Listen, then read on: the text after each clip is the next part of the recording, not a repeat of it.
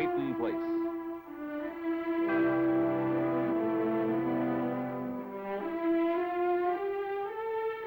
Starring Dorothy Malone as Constance Mackenzie, Ed Nelson as Michael Rossi, Mia Farrow as Allison Mackenzie, Ryan O'Neal as Rodney Harrington, Barbara Parkins as Betty Anderson, Tim O'Connor as Elliot Carson, Christopher Connolly as Norman Harrington.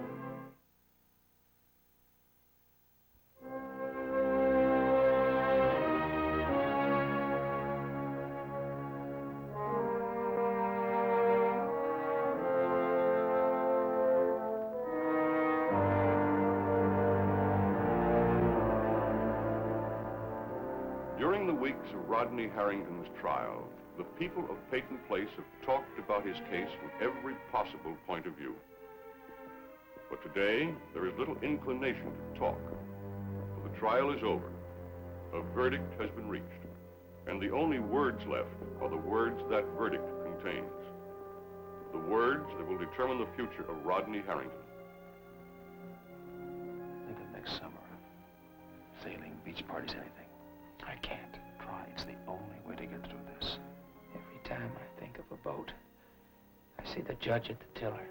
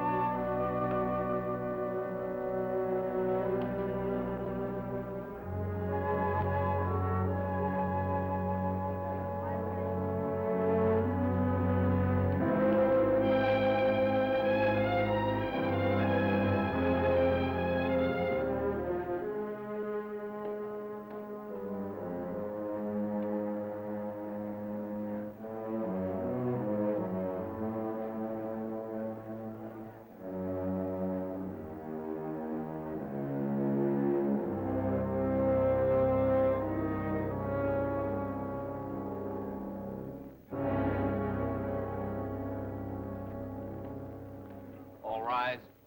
Superior Court of Peyton County is now in session.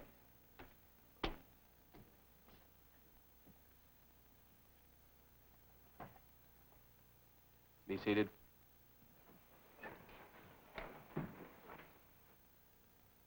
Ladies and gentlemen, I understand you've reached a verdict.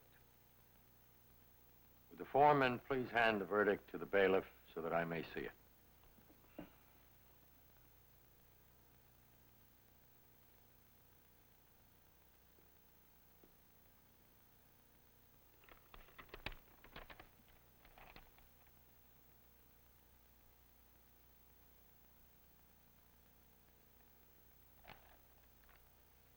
Will the defendant please rise?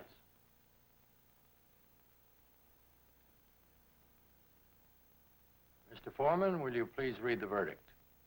We, the jury, in the above entitled action, hereby find the defendant guilty of murder in the second degree of one Joseph Chernak, in violation of Section 189 of the Penal Code, as set forth in the complaint.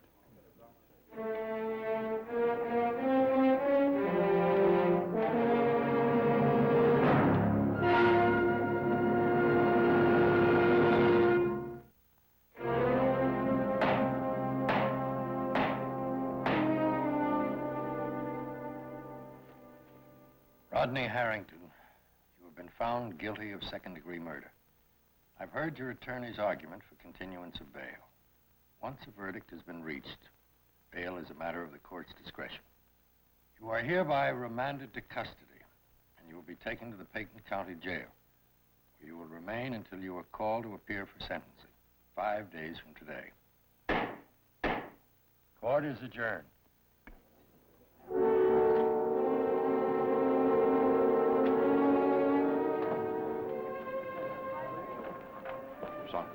You can see him in a little while, Mr. Harrington. I'll be there, Rod.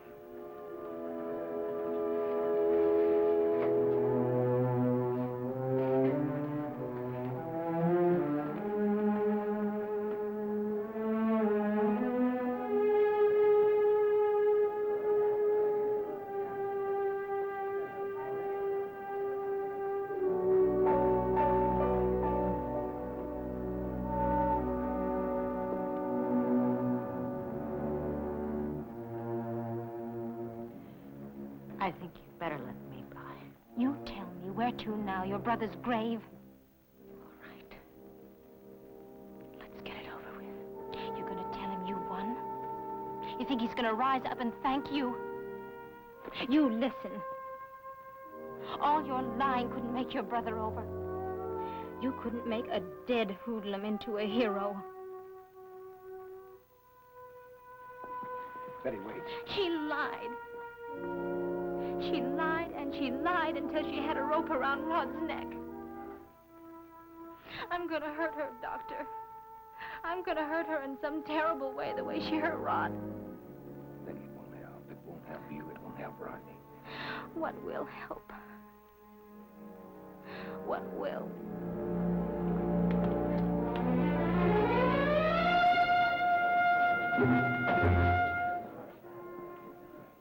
Get me out of here.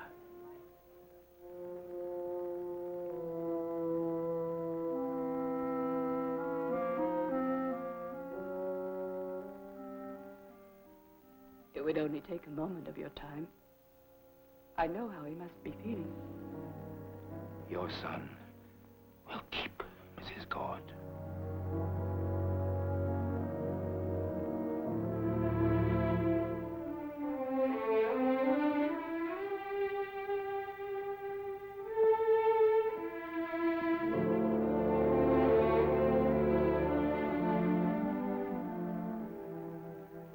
Stephen,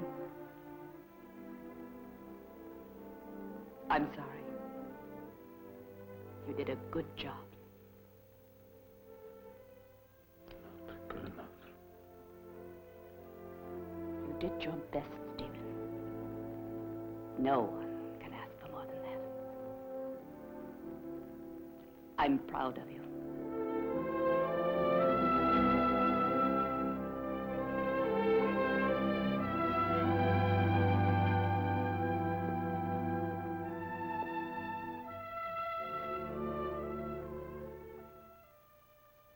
Whatever you may have said, I hope he understands you didn't speak for me. I spoke for myself, Mr. Peyton. I have that right.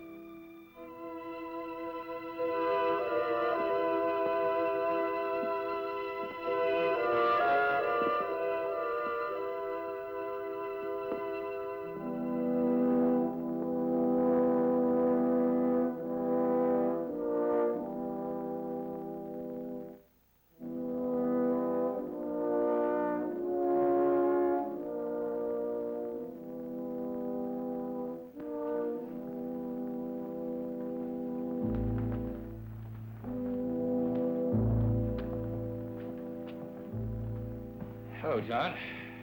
Can you answer a few questions?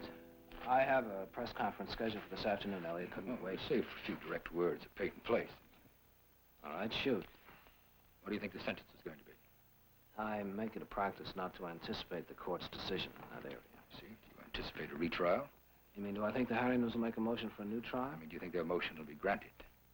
Well, it's hard to tell. Offhand, I don't see any grounds. This trial was perfect, technically. Perfect, technically. Can I quote you on that?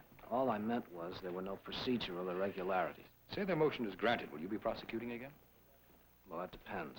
Our calendars are laid out pretty far in advance, but I suppose if necessary... You could work it in. Look, Elliot, I appreciate the fact that a public servant needs a conscientious critic, a sort of a gadfly, to examine him and his work. But you're so personally involved in this case now, your criticism has no meaning. I hope you're aware of that when you write your account of this trial. Look, you did your job the way you had to do it. I'll do the same. I've tried dozens of cases, Elliot. My father tried hundreds. It's about time you got it out of your head that there's some mystic connection between your case and Rodney's. Except the obvious one of a miscarriage of justice. Let's lay it on the line. You've got it in for me because my father was the district attorney who convicted you, and because my wife happened to be the driver of the car that hit your daughter. Yes, and ran away from the accident. Ran away and left her to die. You want your pound of flesh. Not from her. She was just a frightened woman. You want it from me. You knew, Fowler. I told you I didn't. I don't believe you. Why don't you put that in print? Why don't you turn into a crusading editor? How about a campaign to get rid of John Fowler, the district attorney who covered up for his wife? Go ahead, print it. and let me sue you for libel. No, you're not that sure, are you? Because you know I couldn't prove anything. But that doesn't stop you from convicting me in your own mind. Oh, you're quite a guy, Carson. You'd think someone who spent 18 years in prison because this town thought he was guilty would give someone else the benefit of the doubt. You'll never make a good newspaper man. You're too hot-headed. You're not objective enough. You'll step over the line someday. You'll step right over the edge.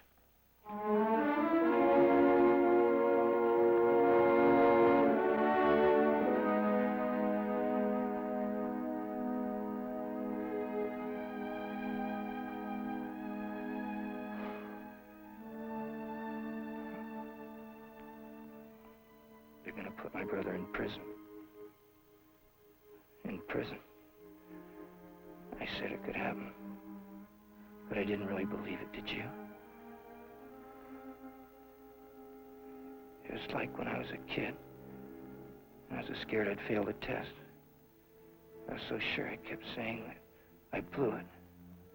I kept saying it over and over like it was some kind of magic to keep it from really happening. Well, won't they?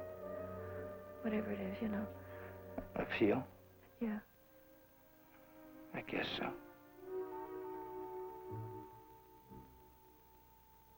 We're just kidding ourselves again. Looking for a happy ending. You and I got married. Time to be happy. We were in love. We made it. So nothing could go wrong. You, me, and Rod. Everything had to turn out okay. Only it didn't. We were just playing a game, Rita. Just a game. Life in a fairy tale. And you kill the dragon. The trouble isn't over, it's just beginning.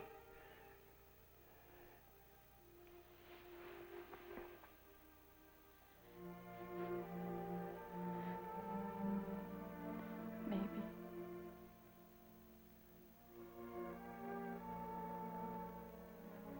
I just can't help thinking that somehow,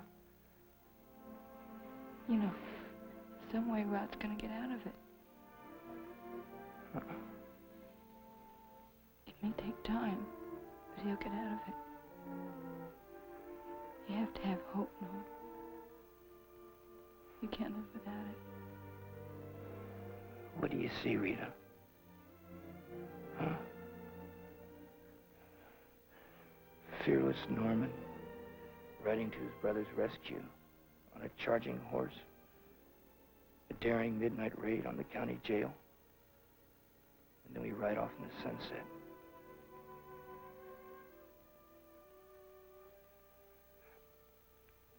It's just that I can't believe it. It's the kind of thing that you read about that happens to other people.